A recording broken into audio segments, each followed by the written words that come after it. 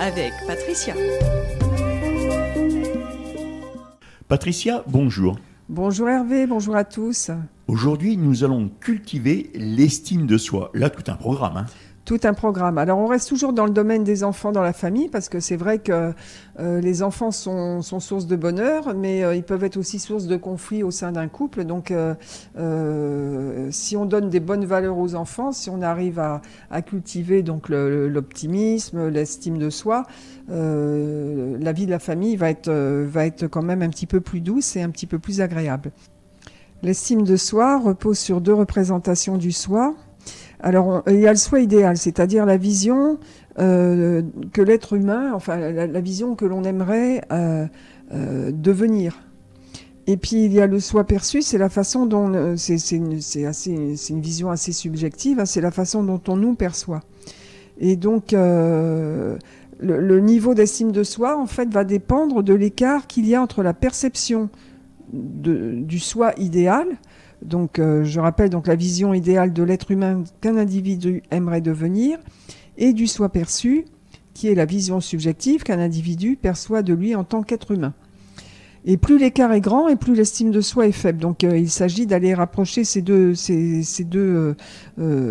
points de vue de façon à ce que l'estime de soi soit renforcée.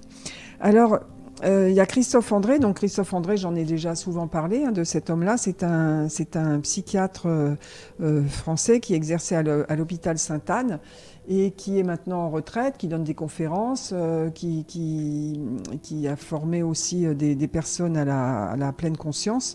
Et d'ailleurs, j'ai pu assister à 2 jours de formation avec lui. Et donc cet homme-là s'intéresse beaucoup au bonheur, à l'optimisme, parce qu'en fait c'est vrai que dans son métier de psychiatre, il rencontre des personnes dépressives à qui il manque l'estime de soi, à qui il manque aussi l'optimisme. Et donc pour lui, chez l'enfant, l'estime de soi recouvre souvent au moins 5 dimensions. La première, c'est l'aspect physique. Est-ce que je plais aux autres ? Et c'est vrai que pour les enfants, c'est important. Ils vont regarder. C'est vrai que ils vont pouvoir mimer, ils vont pouvoir calquer une attitude, un vêtement, une façon de s'habiller sur d'autres pour plaire à un groupe, pour entrer dans un groupe. La réussite scolaire. Est-ce que je suis bonne élève ? Ça aussi, c'est important de savoir si je travaille bien, parce qu'effectivement, si je travaille pas bien, si on considère que je suis un cancre, je vais entendre des paroles assez négatives. Et comment avoir l'estime de soi si je ne travaille pas bien à l'école ? Mais on pourrait... là, il y a 5 points, mais... on pourrait en développer d'autres. On pourrait en développer d'autres. Et c'est vrai que pour certains, il est plus important d'être bon élève que d'être un bon athlète. Les compétences athlétiques, par exemple. Est-ce que je suis fort ? Est-ce que je suis rapide ? Dans les cours de gymnastique, on a toujours des élèves, et ça on le voit, des élèves qui sont performants, qui aiment bien gagner, qui sont mauvais perdants, qui veulent toujours être en tête, qui sont meilleurs. Et on voit des élèves qui pourraient courir derrière tranquillement à leur rythme et qui lâchent un peu prise à ce niveau-là et qui vont arrêter de courir et qui vont dire non, de toute façon, je ne vais pas y arriver. Et parce qu'il y a un tel qui est beaucoup plus brillant que les autres et qui va effacer qui va amener du doute aussi en eux, à se dire moi non, je suis pas compétent. Ouais, lui il gagne toujours, puis jamais moi. Oui. Et ça c'est important aussi, la façon dont on se place dans une course, la façon dont on vit une course. Est-ce qu'on la vit objectivement ? Est-ce qu'on va être humble et se dire j'ai donné ce que je pouvais et voilà, j'admets que mes possibilités s'arrêtent là, ou bien est-ce que je suis mauvais perdant et j'arrête la course en cours de route. Ça peut se faire aussi, l'abandon, l'échec, parce que de toute façon, j'y arriverai pas. Je n'y arriverai pas, le voilà, le mot fatidique. Oui, je n'y arriverai pas. Si, je vais y arriver avec mes compétences et je vais donner le meilleur de moi-même. Et s'il y a quelqu'un de meilleur, c'est dans l'ordre des choses aussi et c'est pas grave. Lui, il est peut-être bon en sport, mais par contre, moi, je suis peut-être un meilleur élève que lui. Ou peut-être que je plais plus aux autres. J'ai plus une personnalité qui plaît plus aux autres, que ce soit physique ou dans ma personnalité. La conformité comportementale. Est-ce que je suis appréciée des adultes ? Nombre d'enfants narguent, ont des attitudes narquoises. Ça, c'est d'après les adultes. Pour essayer de séduire. On dit tiens, il a encore fait son intéressant. il y a des enfants qui ne savent pas se mettre en valeur ou qui pensent se mettre en valeur en ayant une attitude différente, en ayant une attitude dérangeante et effrontée. C'est difficile de se faire apprécier des adultes. Ils essayent d'être dans la séduction, ils essayent par plusieurs techniques de séduire l'adulte, et quelquefois c'est pas forcément la bonne technique. Et puis la popularité aussi, c'est important pour les enfants. Est-ce qu'on m'aime bien d'une façon générale? Est-ce que je suis appréciée des autres? Est-ce qu'on m'aime bien? Et donc tout cet ensemble fait que l'enfant va avoir un petit peu plus d'estime de soi. Il y a un autre point aussi qui est cultiver la gratitude des enfants.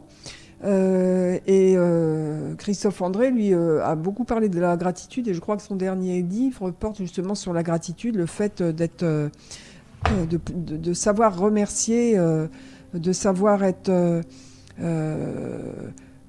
conscient des cadeaux que la vie peut nous faire.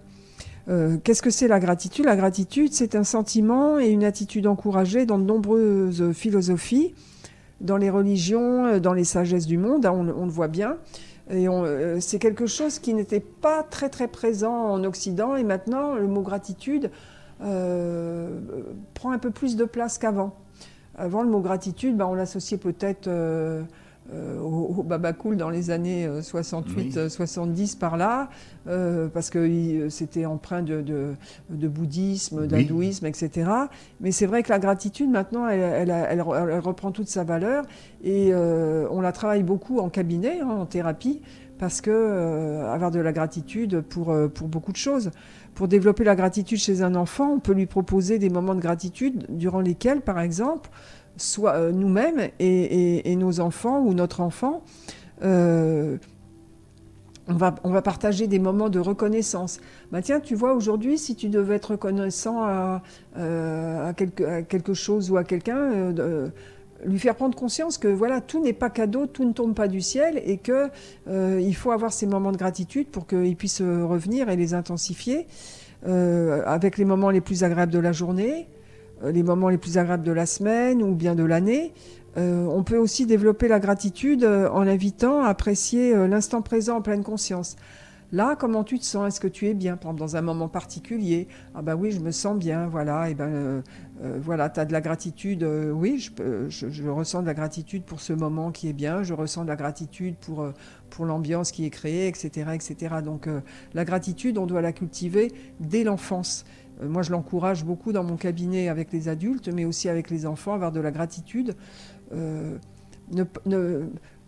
Tout ne tombe pas comme ça du ciel, et donc il faut être conscient que de temps en temps il faut avoir de la gratitude, et pour la renouveler, justement pour renouveler les moments magiques et s'apercevoir qu'il y a beaucoup de choses bonnes dans notre journée, même si la journée nous a semblé noire. Continuez de valoriser, de féliciter, de complimenter vos enfants en illustrant bien à chaque fois de façon concrète les actions de ces réalisations et de ces attitudes, et de votre ressenti face à ce comportement ou à ces accomplissements. Par exemple, remplacer un compliment isolé comme « tu es vraiment généreux » par un compliment illustré comme « quand tu partages comme ça, tes jouets avec un tel, cela montre bien à quel point tu es généreux et je suis fière de toi ». Eh bien voilà Patricia, nous arrivons au terme de ta chronique. Mais avant, tu vas nous donner encore plein d'informations. Oui, bien sûr. Entre autres, tu travailles sur rendez-vous. Oui, sur rendez-vous uniquement, bien sûr. Donc tu as un numéro de téléphone où c'est que l'on peut te joindre. Professionnellement, tu vas nous donner ton 06. Mon 06, exactement, c'est le 06 42 66 76 89. Ton cabinet, il est situé où ? Centre-ville de Compiègne, 5 Place Choiseul, c'est sur les bords de l'Oise, dans l'ancienne école de l'état-major. Est-ce que tu as des jours de consultation ? Principalement les lundis, mardis, mercredis, samedis, une semaine sur 2, au cabinet, et le reste du temps, rendez-vous soit à domicile, soit en entreprise, ou bien par le biais de la visio. Patricia, cette année, en plus, tu donnes des cours de yoga. Oui, j'avais commencé effectivement l'année dernière dans mon cabinet, donc les cours de yoga sophro, et puis forte de mon succès, j'ai dû me mettre en charge de chercher une salle. Donc les cours de yoga sophro auront lieu le jeudi soir, de 18h à 19h, 9 rue Carnot. Et je donne également des cours de yoga aérien les vendredis soirs de 17h30 à 18h30, les samedis matins de 9h à 10h, un atelier mensuel de 2 heures de 10h à 12h un dimanche par mois, et ce, 1 bis place Saint-Jacques à Compiègne dans l'ancien cinéma des Dianes. On peut te retrouver sur les réseaux sociaux. Sur les réseaux sociaux, exactement, donc Facebook en mon nom propre, Patricia Faletto, sophrologue, également sur Instagram, sur LinkedIn, aussi pour plus particulièrement le public des entreprises. Tu as un site? J'ai un site qui s'appelle pf-sophrologue, sophrologue.com. En plus, ta page Facebook? Ma page Facebook en mon nom propre, Patricia Faletto, sophrologue. Ton site et ta page Facebook, on a toute ton actualité. Toute mon actualité, et effectivement. Patricia, on n'oubliera pas non plus ta chaîne YouTube. Oui, ma chaîne YouTube en mon nom propre, Patricia Faletto, sophrologue. Et pour la visio, là, puisqu'on va en reparler un petit peu. Alors la visio, en fait, je m'adapte donc aux personnes selon qu'elles possèdent soit un ordinateur, soit qu'elles possèdent un téléphone. Il y a toujours façon de communiquer. Maintenant, c'est la modernité absolue. Et on peut communiquer même à distance, et en cette période, c'est vraiment très utile. Ça permet d'assurer un travail de qualité tout autant qu'en cabinet. Ton téléphone, ton site et en plus ton adresse mail. Avec ces 3 façons, on peut prendre rendez-vous avec toi. Ton adresse mail, c'est laquelle? Alors, Patricia, comme mon prénom, @pf-sophrologue.com. Et enfin, tu nous redonnes ton numéro de téléphone. 06 42 66 76 89. Une belle journée à tous.